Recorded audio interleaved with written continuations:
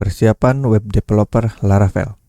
Jika Anda sedang atau ingin belajar framework Laravel, maka pada video kali ini saya akan berikan persiapan apa saja yang harus Anda lakukan sebelum menggunakan Laravel. Yang pertama adalah Anda harus menginstal Node.js dan npm. Cara yang biasa saya gunakan adalah dengan mengetikkan perintah sudo apt install npm. Perintah ini dapat menginstal Node.js dan npm. Kemudian enter, masukkan password dan prosesnya akan selesai. Silahkan tunggu. Dan karena saya sudah menginstal dan tidak ada updatean terbaru, maka saya sudah bisa mengecek versi daripada npm dengan cara npm --version. Kemudian untuk Node.js --version. Ya, bisa dilihat. Silahkan Anda cek apakah sudah terinstall atau belum. Oke, clear. Sekarang Anda harus menginstal Composer dengan cara Anda kunjungi langsung situs resminya di getcomposer.org/download. Di sini akan ada beberapa baris kode, silahkan Anda copy semuanya sekaligus, kemudian buka terminal dan pastekan dengan cara Ctrl+Shift+P ya. Kemudian enter. Karena di sini terminal dibuka pada directory home, otomatis file nanti akan ada composer.var pada directory ini. Nah, file itu harus Anda pindahkan ke directory user local bin composer. Jadi untuk composer ini harus ada koneksi internet. Silakan Anda tunggu, ini tidak akan lama.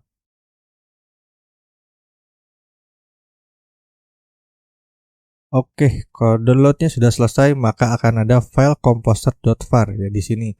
Silakan Anda buka pada directory itu, kemudian lakukan perintah sudo mp atau move composer.var dan pindahkan ke user local bin composer. Silakan enter, maka file tadi akan hilang. Loh, kok hilang? Enggak, tadi filenya adalah dipindahkan ke directory user local bin composer. Nah, sekarang silahkan Anda cek komposernya apakah sudah terinstall atau belum dengan cara mengetikkan composer --version. Di sini versinya adalah 2.0.11 dan versi resminya yang ada di situsnya adalah versi 2.0.11. Oke, kita sudah punya komposer dengan versi terbaru. Nah, jika Anda mengetikkan komposer versi ini tidak berjalan atau tidak terbaca komposernya, silahkan Anda lakukan langkah ini. Yang pertama adalah membuka atau menampilkan file yang terhidden, ya. Kemudian buka file basrc dan tambahkan path-nya, ya. Karena di sini saya menggunakan terminal dari ohmyzsh. Jadi file basrc itu saya pindahkan ke directory ini. Directory zshrc. Nah, silakan Anda ketikkan ini pada file basrc. Kemudian paste dimanapun itulah. Ini misalkan, kemudian silakan Anda save. Oke. Setelah berhasil, maka silakan Anda cek kembali komposer versinya apakah sudah terinstall atau belum. Oke. Clear ya. Kemudian yang ketiga adalah Laravel Valet. Ini sebenarnya opsional ya, teman, karena kita fokusnya kepada framework Laravel, maka saya rekomendasikan untuk menginstal Laravel Valet. Fungsinya apa? Fungsinya adalah untuk mempersingkat dalam pembuatan project menggunakan Laravel. Misalkan di sini saya punya project Laravel dengan nama Laravel app.test. Loh, kok kenapa bisa dibuka? Karena saya menggunakan Laravel Valet. Karena biasanya ketika Anda ingin membuka project kan harus menggunakan perintah php artisan serve ya. Namun karena menggunakan Laravel Valet, jadi tidak perlu menggunakan perintah itu lagi. Di sini .test bisa diganti. Untuk tutorial installnya bisa Anda lihat di situs susanto.com atau nanti akan saya buatkan video terpisah. Oke, yang terakhir adalah text editor dan ekstensi. Text editor yang saya gunakan adalah ini, ya, Visual Studio Code. Kemudian ekstensinya adalah biasa saya pakai Alpine.js. Sebetulnya ini jarang juga sih saya gunakan. Kemudian ada juga auto close tag. Di sini berfungsi sekali ya, berguna maksudnya untuk membuat tag di akhir secara otomatis.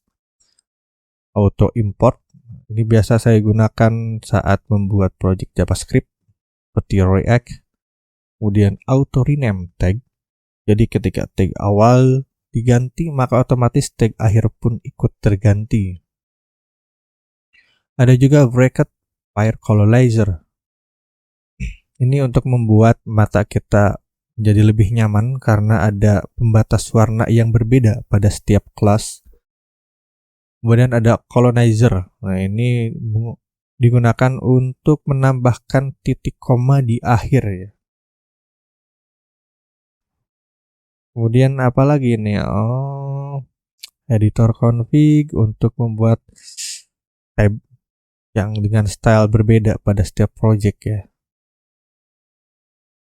Kemudian headwind. Ini headwind ini untuk membuat order daripada kode daripada tailwind jadi lebih rapih. Kontainer di tengah nih ya. Ketika di save maka kontainernya akan ada di depan. Jadi semua stylenya akan rapih.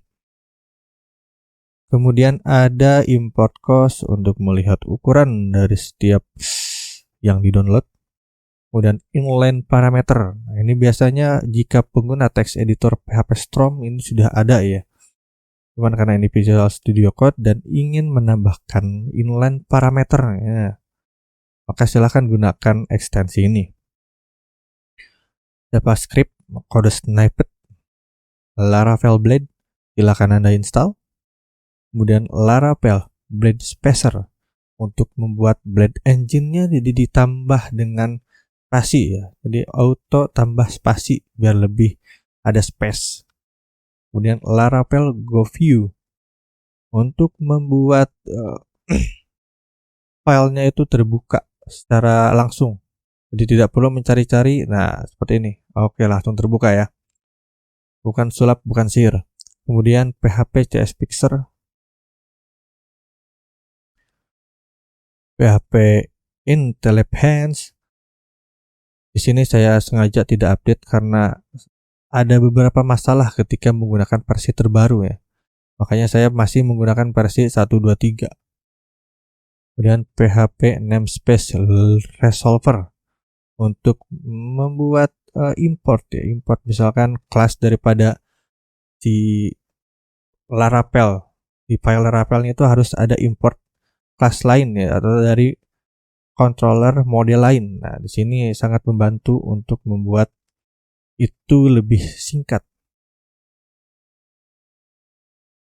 Prettier untuk style daripada HTML, JavaScript. Kemudian apalagi nih?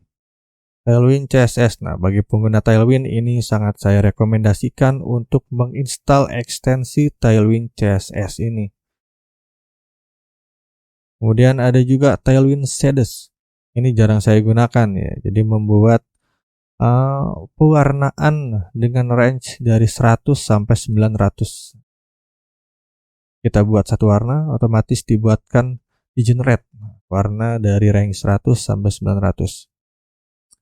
Oke, mungkin itu saja ekstensi yang saya gunakan ya untuk menunjang dalam pembuatan project menggunakan Laravel. Untuk tutorial berikutnya akan saya buatkan setidaknya sampai bisa CRUD lah ya untuk Laravel ini. Oke, mungkin cukup sekian yang dapat saya sampaikan dan terima kasih.